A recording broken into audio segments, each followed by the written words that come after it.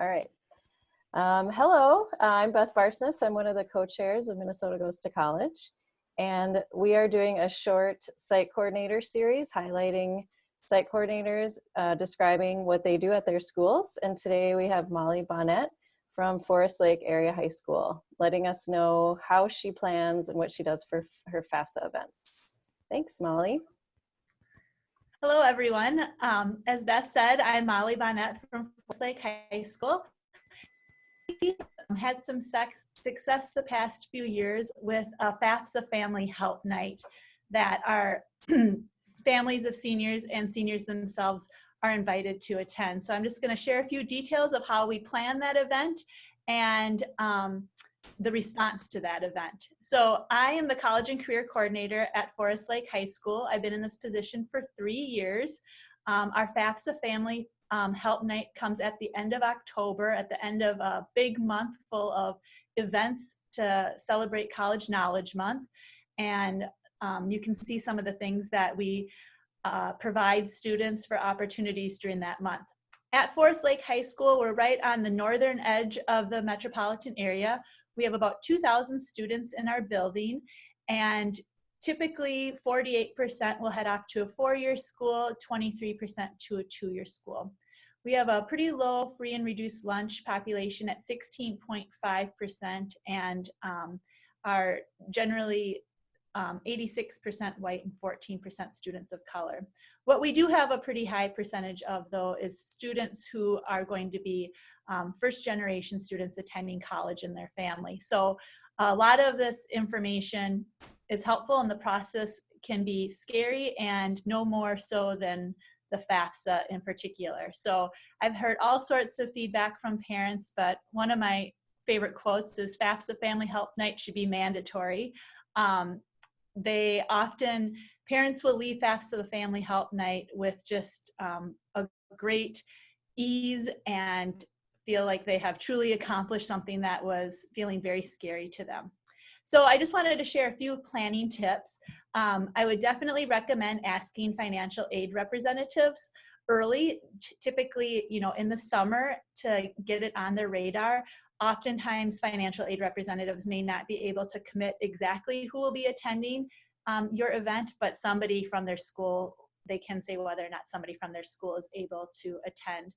We communicate the event to both our families and our seniors many different ways, through Facebook, through Instagram, emails from the principal, remind texts to students, posters around the building, through teacher communication. So we really try to make sure that this is on the radar of our students and our parents of seniors. And then once everybody has registered for the event that plans to attend, I will send follow-up emails to those families, letting them know what they should be bringing to the FAFSA Family Help Night, what kinds of information and materials they might want to consider bringing along. Once the families attend FAFSA Family Help Night, they receive a folder with some items that I've printed off from the Minnesota Goes to College website that are particularly helpful, such as the FSA ID worksheet. You can see in these photos here, we use last year, 3 different computer labs we used, and we evenly separated out our financial aid representatives. So I would recommend a ratio of about 1 financial aid representative to 10 families. That seemed to be a good representation to ensure that everybody was getting their questions answered, and also making sure that the financial aid representatives were not bored. So truly, they are answering questions the entire time. They're just bopping around to families and giving them the confirmation that they need to continue on with the information they need to enter.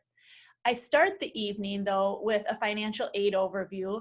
As I mentioned, this is, very foreign to most families, and so we just kind of go through what they can expect, what the different components of financial aid are, what they can expect to see in a financial aid letter eventually once their student is accepted. And I have that linked here. It also includes a few short videos from Fafsa that I think are really helpful for families to understand the process. As I mentioned, what I email out to families is the web worksheet from college, Minnesota Goes to College website that lets families know exactly what they need to bring. And you can see in the picture on the lower left there, the links to these different worksheets and forms that are helpful. I always encourage families to laminate their FAFSA ID or FSA ID worksheet. It's very difficult to reset the username and password, so I am sure to encourage students to keep that and let them know that they will be using that same login information for each year that their student is attending college. Please feel free to reach out to me if you have any questions about planning your own FAFSA event. I can be reached at mbonnett@flaschools.org. Good luck with your FAFSA Family Help Night. I would strongly recommend hosting one.